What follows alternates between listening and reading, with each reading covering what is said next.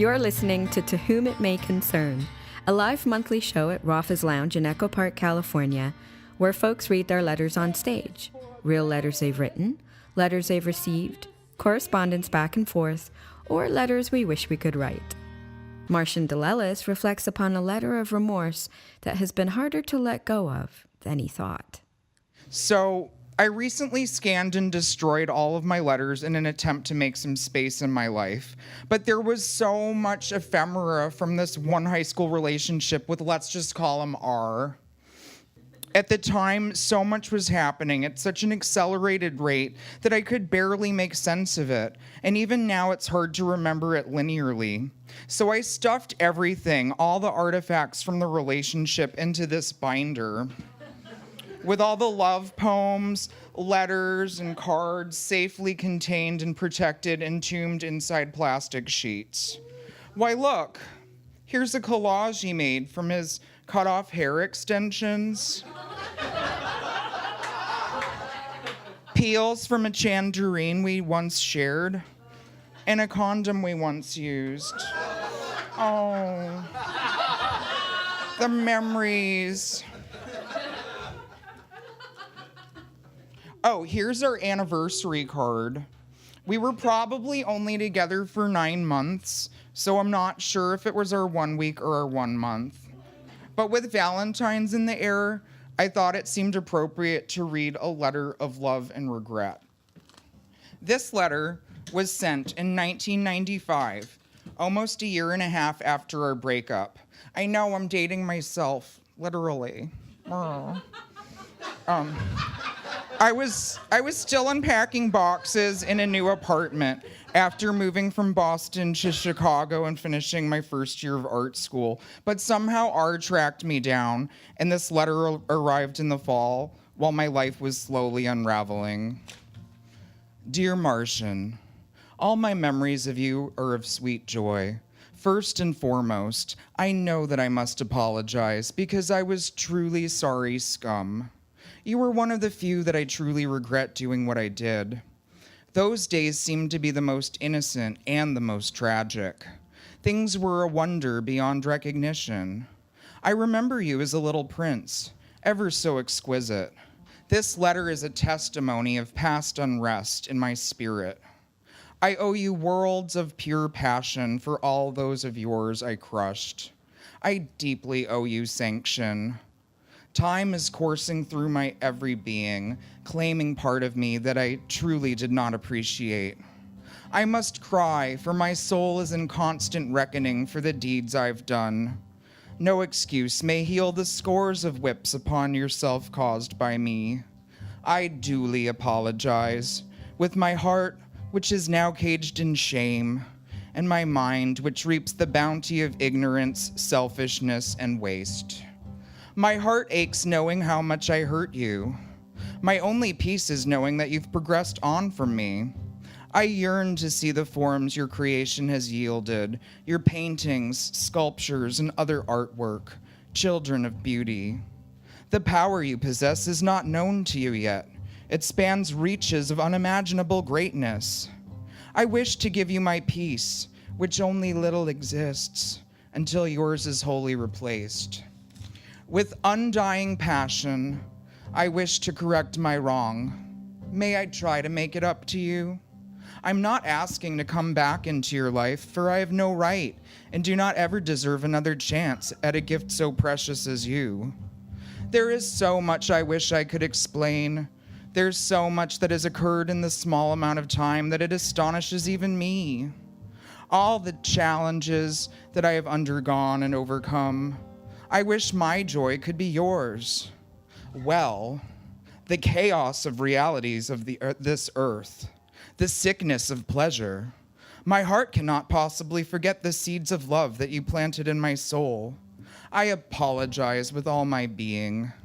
Every day I try to live my life a little more caring and considerate with you in mind. When I think of all the things I put you through, I cry. My soul will never be at rest until I am able to do right by you. I was watching a special on TV about Serb concentration camps. At one camp, The guards were known for torturing the women. One woman had all of her good teeth removed with pliers, and the guards left her bad rotted teeth in her mouth. I realized this is what I've done to you.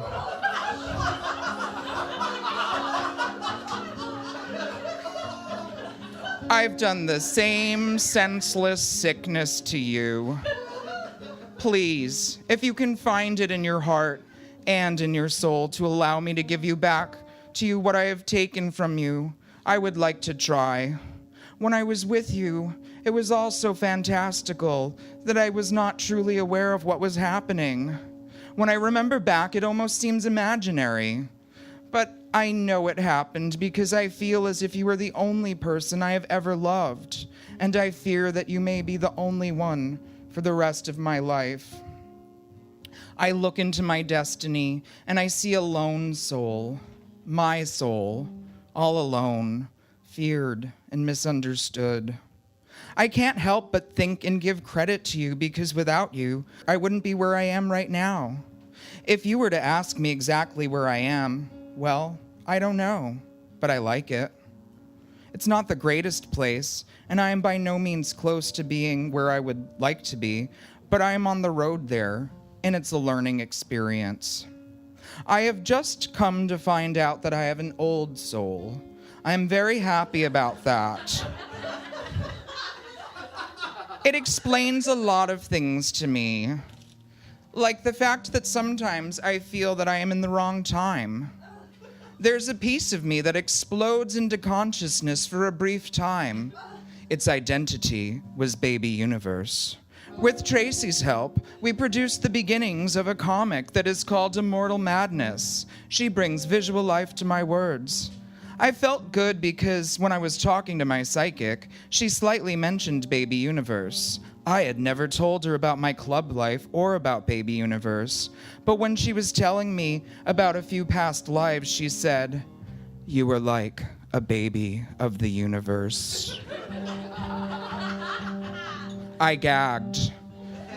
It confirmed in me that she was true and real. I asked her advice about a lot of things. It helps me have peace of mind. But I can never truly have peace of mind until I do right by you. I cannot write anymore because it hurts to believe that I was so selfishly devilish. I'm truly sorry. Please, let me know what I need to do. I'll do whatever you say. P.S. Your money is on its way. Promise. Beyond the flesh. Dear R, look, don't worry about the money. I'm not even sure what, if anything, you owed me, and after 19 years, it's long past time for me to forgive and forget. I made some bad choices when I was with you that impacted my life for years, and for so long I blamed you as if I was some kind of victim, but in reality, I made bad choices and didn't have such great boundaries. You didn't exactly force me to take the drugs. I could have called it quits when you walked out of Lord & Taylor with that fur coat for your drag act instead of bailing you out of jail. I should have said no to you when you had me cash envelopes full of checks at the ATM without first making sure that they weren't stolen from unsuspecting sex club patrons. I could have distanced myself from you at any point after the phone call from the authorities, the breakup letter from Citibank, or your suicide note. But instead, in typical Cody fashion, I wanted to help you get better. Worst of all was what I put my nervous parents through. But I was 17. I was young and stupid. Fast forward, Providence, 2006. Just as I'm getting it together from a short stint in New York to move to LA for grad school, I got your e-postcards and the message you left my mom impersonating Moni so you could get my phone number. Funny how you seem to pop up during these transitional times. I'm sorry I didn't respond then either, but I didn't want to step backwards into that feeling of chaos. I find it's much easier to make rational choices when you're not in love. And maybe that's why I tend to stay single. But all that hasn't stopped me from wondering from time to time what has become of you. Have you become a famed drag queen? An accomplished poet? A toothless meth zombie? Had the years been kind to you? Did you prematurely age, become bedridden with super obesity? Would we even recognize each other on the street? Are you finally comfortable in your own skin, or did your family pressure you into conversion therapy? Had you joined some kind of recovery group for shoplifters, perhaps, and found true love and settled down? I occasionally Googled you, but as you're probably aware, the ubiquity of your name makes tracking you down almost impossible. Then when Jayne asked me to read a letter for her show, and I looked back at yours, I felt myself swept up in the words. Well, except for the serve concentration camp bit. I feel bad I never truly forgave you in an official way. What kind of unforgiving asshole am I?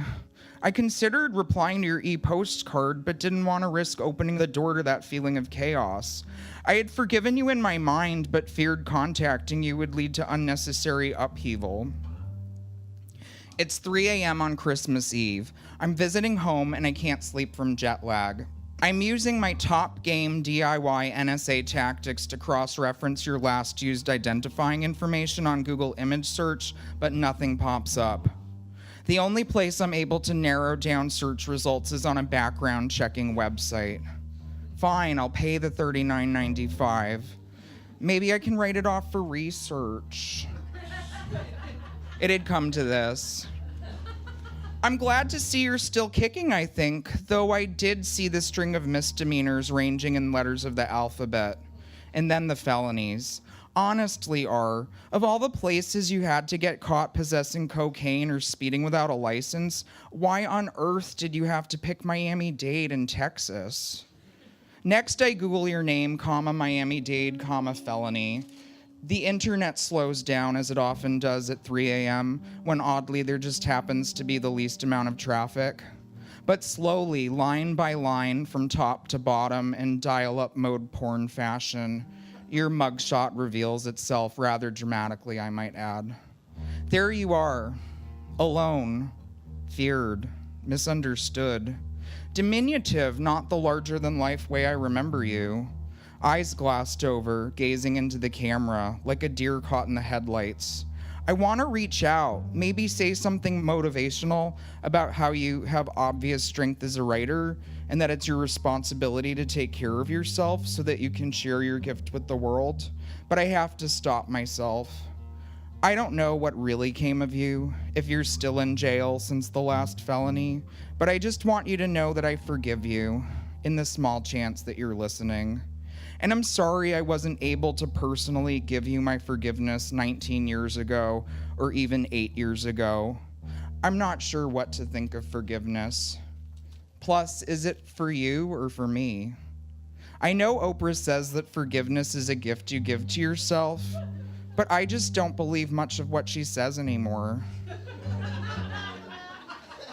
Beyond the Flesh, Martian. Epilogue, and a note to potential future suitors if there are any. Hi there. Love with me doesn't have to be this extreme, dramatic, or intense. I'm a great person, but I need space to be creative and make things and time alone to worry about the future. I'm a delicate flower, and there'll be some things you'll find out about me over time. I'm well aware it's a lot to ask of somebody, and if things don't work out between us, hey, I promise to at least change your name before I read your love letters to a room full of people or on a podcast. Thanks.